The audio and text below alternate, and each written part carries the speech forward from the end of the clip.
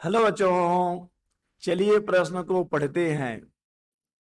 किसी आवृत्ति n से बजती हुई एक सीटी क्षैतिज वृत्त में घुमाई जाती है। एक व्यक्ति को सीटी की आवृत्ति में क्या परिवर्तन प्रतीत होगा यदि वह वृत्त के केंद्र पर खड़ा हो? कारण सहित समझाइए। तो चलिए बच्चों, सबसे पहले हम लिख लेंगे मूल अवधारणा। मूल अवधारणा जिस पर कि बच्चों यह प्रश्न आधारित है। बच्चों यह प्रश्न आधारित है डॉपलर प्रभाव पर। डॉपलर प्रभाव बच्चों, डॉपलर प्रभाव ध्वनि तरंगों में भी होता है और डॉपलर प्रभाव प्रकाश तरंगों में भी होता है। यहां पे बच्चों हम बात करेंगे ध्वनि में डॉपलर प्रभाव की। तो चलिए बच्चों, पहले हम समझते हैं कि क्या होता है डॉपलर प्रभाव। बच्चों, जब कभी ध्वनि स्रोत और श्रोता के बीच आपेक्षिक गति होती है। बच्चों, इस शब्द पे ध्यान दीजिएगा, हम लिख रहे हैं आपेक्षिक गति। जब कभी ध्वनि स्रोत और श्रोता के बीच आपेक्षिक गति होती है। आपेक्षिक गति कहने का तात्पर्य यह है बच्चों कि ध्वनि स्रोत और श्रोता की स्थिति में एक दूसरे के सापेक्ष परिवर्तन होना चाहिए, तब हम कहेंगे कि दोनों के बीच कोई आपेक्षिक गति है। और बच्चों, जब ध्वनि स्रोत और श्रोता के बीच आपेक्षिक गति होगी तब श्रोता को ध्वनि स्रोत की आवृत्ति में परिवर्तन प्रतीत होता है और आवृत्ति में होने वाले इसी आभासी परिवर्तन को बच्चों कहा जाता है डॉपलर प्रभाव।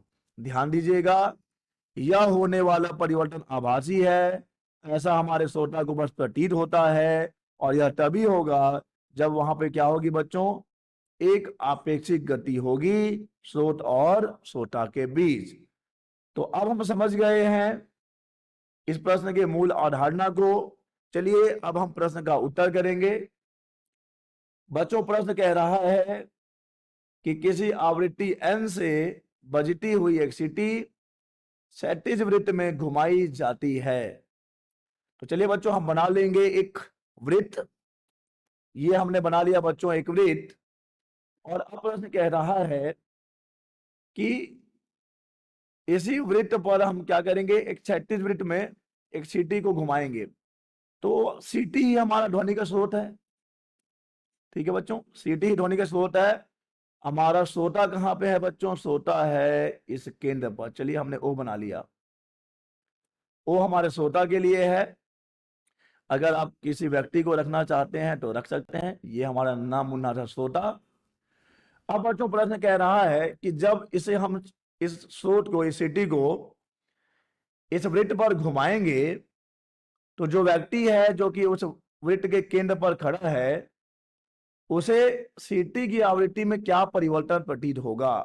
यानी कहीं ना कहीं बच्चों यह डॉपलर प्रभाव की बात कर रहा है। अभी हमने देखा कि जब ध्वनि स्रोत और श्रोता के बीच आपेक्षिक गति होती है तो एक आभासी परिवर्तन होता है।